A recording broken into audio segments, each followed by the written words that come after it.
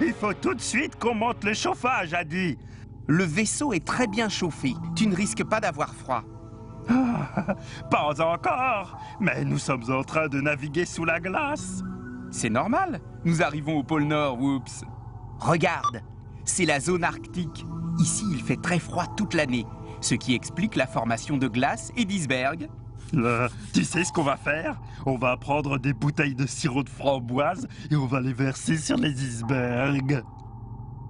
Ben oui, ça va nous faire d'énormes glaces à la framboise. Je te propose plutôt de découvrir les animaux marins qui vivent dans ces mers froides. Quoi? Des animaux viennent vraiment ici alors qu'il fait si froid? Mais oui, whoops. Regarde, voici un troupeau de belugas. Ils ressemblent à des baleines ou bien à des dauphins? Un peu aux deux. Le beluga est un mammifère marin qu'on appelle aussi baleine blanche. Mais en fait, il a la forme d'un dauphin sans aileron dorsal. Non, il a une tête rigolote quand même, hein? Il a effectivement un bec et une grosse bosse en forme de melon sur le front. Mais c'est bizarre, il a l'air de pouvoir tourner facilement la tête comme il veut. C'est parce que, comme toi et moi, le beluga a un véritable cou qui lui permet de tourner facilement la tête. Hé, Adi, il va manger la caméra? Ne t'inquiète pas, il est juste curieux. Regarde, il nous sourit. Son bec lui permet à la fois de communiquer et de pêcher sur le fond vaseux. Comme moi quand je pêche dans le frigo.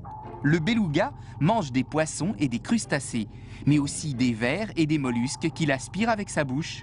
Comme moi avec les crèmes caramel. Et là, voici un autre type de baleine blanche. Ce sont les narvals. Oh, t'as vu ça, Adi? On dirait une corne.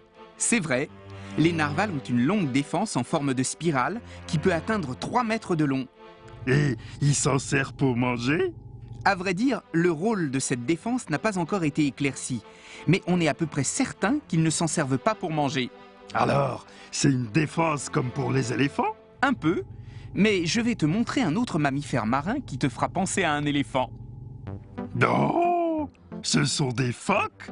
Non, ce sont des morses. Oh là là, il a 2 défenses énormes.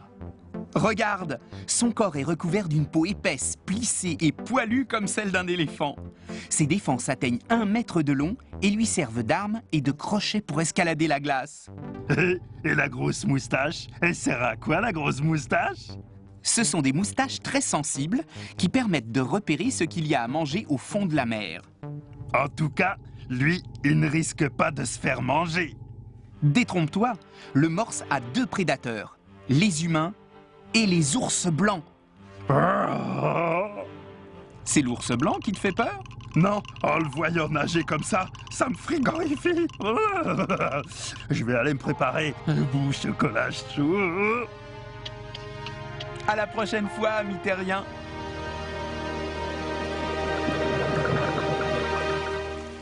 Y a-t-il des animaux marins dans les eaux froides? Dans les mers froides, comme en zone arctique, les baleines blanches, narvals et belugas voisinent avec les morses et les ours blancs.